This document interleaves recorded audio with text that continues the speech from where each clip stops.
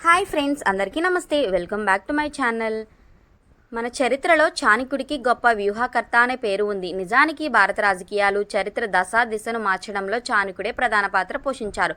తన జీవితకాలంలో ఆయన అద్భుత వ్యూహకర్తగా, రచయితగా, సలహాదారుగా, రాజకీయవేత్తగా వివిధ పాత్రలు పోషించారు. మానవ జీవితం గురించి, స్వరూప స్వభావాల గురించి ఆయన చెప్పిన నీతి సూత్రాలు నేటికీ ప్రయోజనకరంగా ఉంటాయి. ఒక వ్యక్తి ఎలా ధనవంతుడు అవుతాడో చాణక్య నీతి వివరిస్తుంది. ప్రతి ఒక్కరూ ధనవంతులు కావాలని కలలు కంటారు, కానీ అందరూ ధనవంతులు కాలేరు. దీని వెనుక ఒకరి కృషి మరియు అదృష్టం ఉంది. దీని గురించి చాణక్యుడు ఏం చెప్పాడో తెలుసుకుందాం.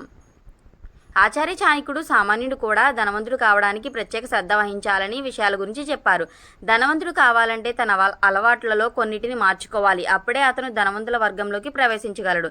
ధనవంతులు కావడానికి ఎవరైనా మార్చుకోగల 2 అలవాట్లు. ఆచార్య చాణక్యుడు భారతదేశపు గొప్ప ఆర్థికవేత్త. ఆయన చెప్పిన నీతి సూత్రాలు ప్రపంచవ్యాప్తంగా ఇప్పటికీ అమల్లో ఉన్నాయి.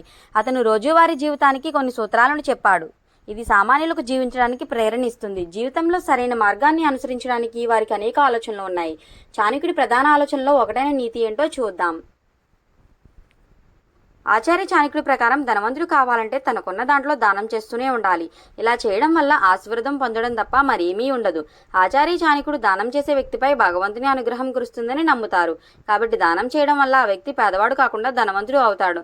పేదలకు దానం చేయండి నేర్చుకోవాలని చెప్పాడు. చాణక్యుడి ప్రకారం ఏదైనా ధార్మిక కార్యక్రమాన్ని విరాళం ఇవ్వడం కూడా ఒక వ్యక్తి ఆర్థిక పరిస్థితి బలపరుస్తుంది. చేసిన ఈ పనిని ఎప్పుడూ గొప్పగా చెప్పుకోవద్దు. మరొక అలవాటు ప్రకారం, చాణక్యుడి ప్రకారం, ఒక వ్యక్తి తన డబ్బు గురించి ఎప్పుడూ గర్వపడకూడదంటారు.